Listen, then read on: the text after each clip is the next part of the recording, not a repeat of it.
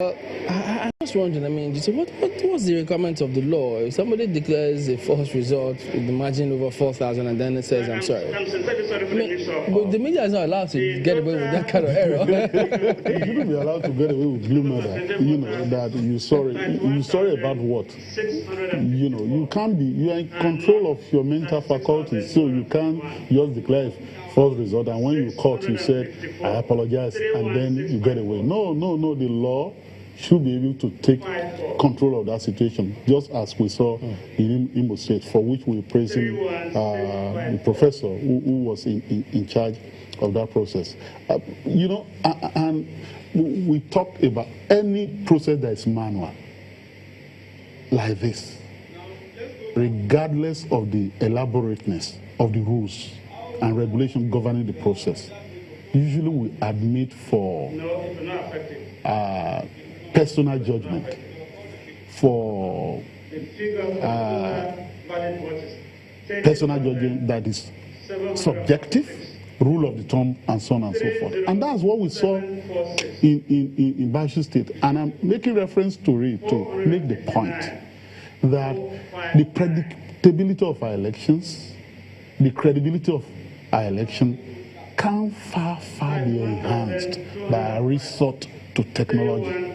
We have challenges, but if we do that, it will be helpful a lot. In Benue State, if you watch it and juxtapose it with what happened in Imo State, the local government election collation officer came forward, saying that we receive results from the wards, and that at the wards level, at the polling units level, there are no crises, there were no problems. But at the local government collation center, in the course of collation, the requisite form for tabulation of results, the form EC8A, was stolen. And the security agencies were there, but the situation was then managed. And an improvisation was made at that point to ensure that they had results. So another form EC8B was now used, according to her, to tabulate the result. But when they got to the State Collation Center and the results were then announced there, the arrow got up to say that no, that's not acceptable, and there and then he ruled that he had cancelled the result from Tafawa Balewa local government. What was the basis of that? And you asked the INEC official in your Abuja studio, and he ducked that question. Rightly so, in my view, because he's an INEC official and he didn't want to be put on the spot on that question. But I have no such restraint, and I can weigh in and say that this is not right. This is part of the problem. And now in that stage, you are now talking about inconclusivity or inconclusiveness of the election, and you are going to have a rerun. Whereas it's possible that if that result had been allowed, it might affect the overall result in such a way that a rerun would not be necessary, or that the result will not be rendered inconclusive, or the election rendered inconclusive. All right, let's get back to Benue now. At the ward collection level, the collection officer was attacked, and the whole result was made away with and destroyed.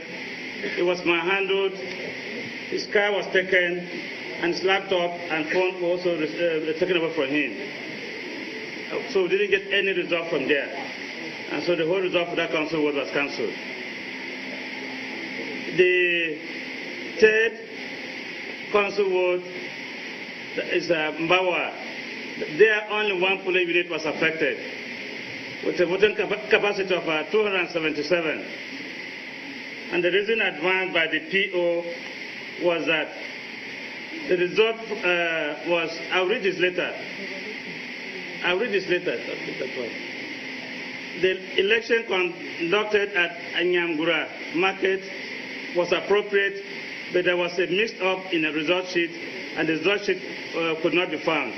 We did not get the result sheet from that particular council ward, for that particular polling unit, and therefore the result was cancelled. So the total voting capacity of a result that has been cancelled is 28,000. Please go ahead. Listen, I'm not dictating to anybody, so allow me to speak. 28,592. 28,592.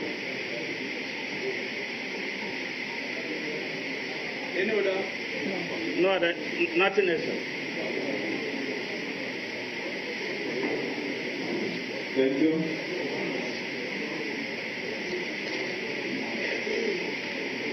Can you step forward and submit your results?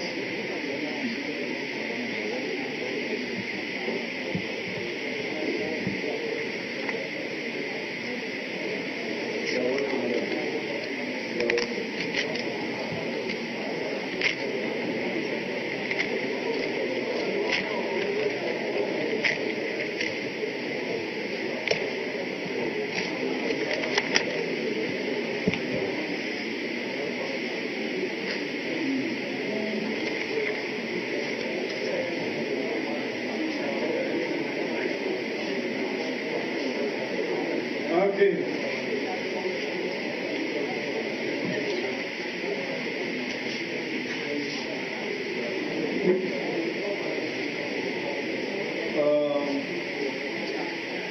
This one was cancelled. This one too was cancelled.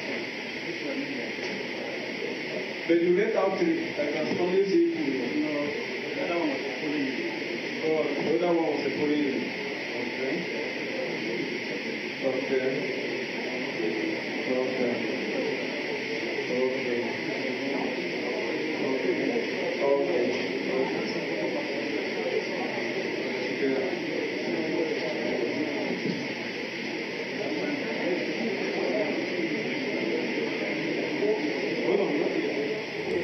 Well, there you see, if at some point where they spoke about result sheets that couldn't be found, Developing you know, rates.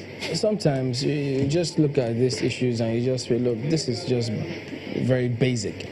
If I were, a politician, I just once you throw spanner in the works of the process, you just tell somebody somewhere, well, you know what you do. You take it from that end. If you cancel it or if you do a thing or two, the process is invalidated. And it's a lot more difficult when you start trying to trace the whole scenario back.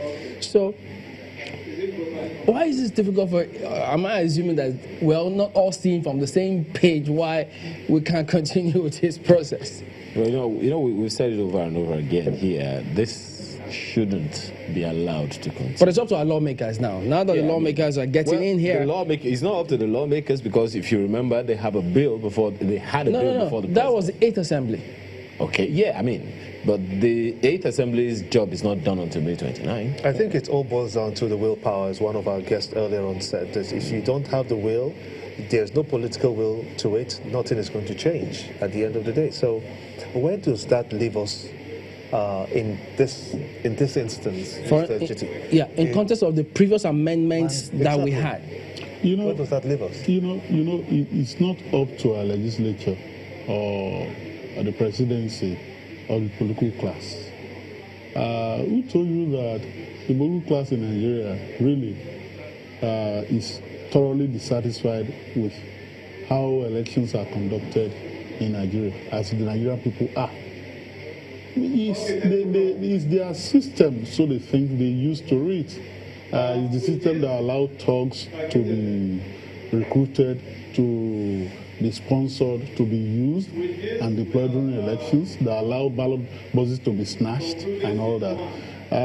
If you fully embrace the digital, yes, you could have ballot boxes and all that because you could still have actual voting. But at that process, there is an immediate transmission of the results. You won't be talking about where, even you want to even challenge election result now. You know what they do? They have to go and be inspecting ballot papers, ballot boxes. They say they want manual inspection? Yes, but yes. Some of them, they have to do that before they can even craft their petition. Because it's like, nobody goes into a test with a tabula rasa. It's like you are blindfolded. You want to complain about the outcome of an election. But all the exhibits are not with you.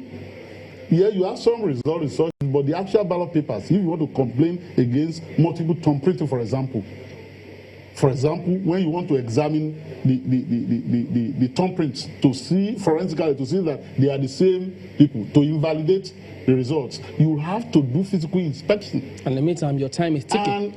And just to make the point, and we're not going to delve into that, in the putative election petition being filed by Alhaji Atiku Abubakar, the first application he took to court was to be permitted to do forensic and all that, which the court rejected and said, well, no, we allow you to do inspection. The repetition, I'm not sure has been filed. And he has 21 days because you need to look through, except you just want to, like lawyers do. Look through 15 million some before you start formulating all these things. And as I speak to you, I am not aware that all these ballot papers have been returned to the headquarters in Abuja in the presidential election. It will take millions of naira to transport them. So, look, we shouldn't hate ourselves this much. So, the politicians that we see, if we leave it to them, they may not see the real urgency.